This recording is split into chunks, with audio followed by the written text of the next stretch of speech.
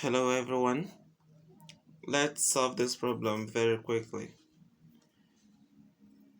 Solution: we have x squared multiplied by x equals 8, and we are going to solve this problem completely.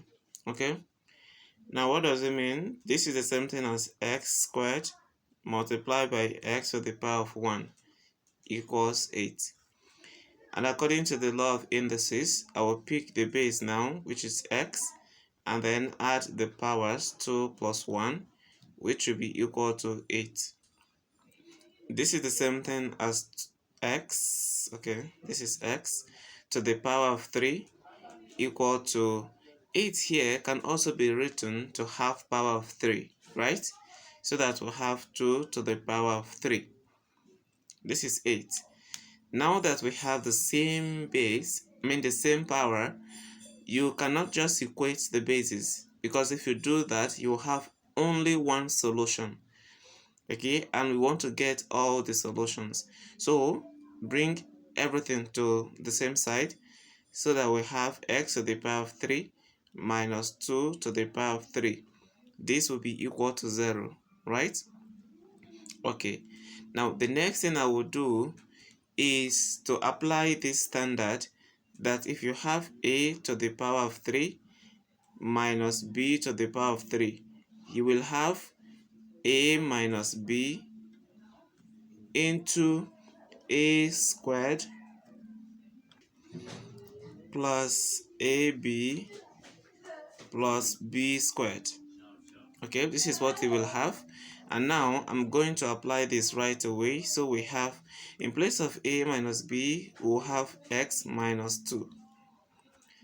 Then in place of a squared, we shall have x squared.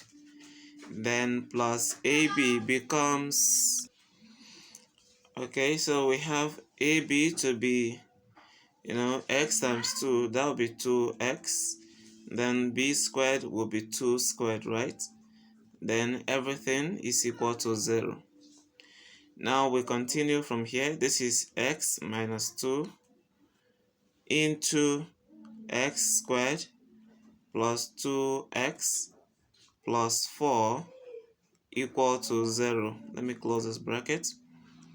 And now we have two factors now, and then we apply zero product rule, meaning that either this is equal to 0 or this is equal to 0. Now I want to work with this quadratic expression first. So I'm going to equate this to 0, as we have x squared plus 2x plus 4 equals 0.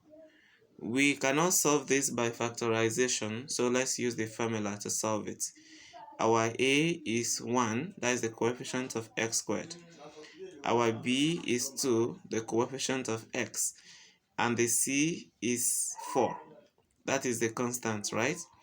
And then what is the formula? The formula is x is equal to minus b, positive or negative, square root of b squared minus 4ac, and the whole of this is over 2a, right? Okay, so what we'll do now is to substitute into this formula. Okay, so x will be equal to, in place of minus b, we'll have minus 2 plus or minus, we have 2 squared minus 4 times a is 1, then c is 4. This will be over 2 times 1 for a. If we continue, then x will be equal to minus 2 plus or minus, we have 4 minus 16. That is 2 squared minus 4 times 1 times 4. And this is over 2. This is over 2. Now let's continue. So our x will be minus 2 plus or minus negative 12, because 4 minus 16 is minus 12, and this will be over 2, right? Now let's continue. X will be equal to minus 2 plus or minus, here we are going to have square root of 12 multiplied by square root of -1. This is over 2. Okay, what I've done is to point out or to bring out the negative from 2 of them. Now x will be -2 plus or minus 12. Here is the same thing as 4 times 3, right? Then we have square root of -1, everything over 2. And our x will be -2 plus or minus square root of 4 is 2, then bring your root 3, then we get the square root of this, and it's going to be imaginary I. Okay, now the whole of this will be over 2. If we continue with this, then x will be equal to, this can go here, so that we'll have -1, then plus or minus, this will also cancel this, and we'll have root 3i. Okay, so from here, this means that we have x to be equal to -1 plus square root of 3i, or -1 minus square root of 3i. So these are the two solutions that we can get from that quadratic equation.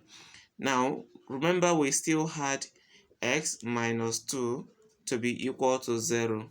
Okay, so from here now, x will be equal to 0 plus 2, and then x from here is equal to 2. Now let's bring the three solutions together.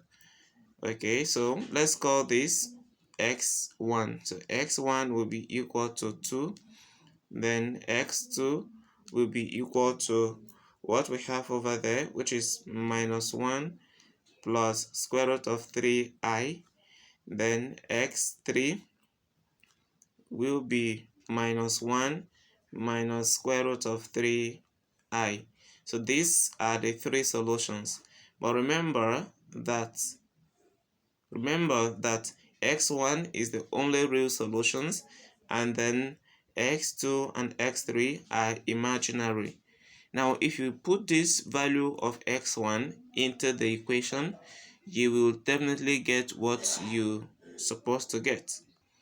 Remember, the original equation is x squared multiplied by x to be equal to 4, to be equal to 8. Thank you, to be equal to 8.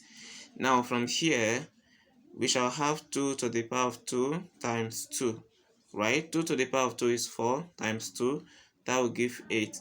So without solving, you will know that 2 is the real solution. But how do you get the this unreal solution without solving?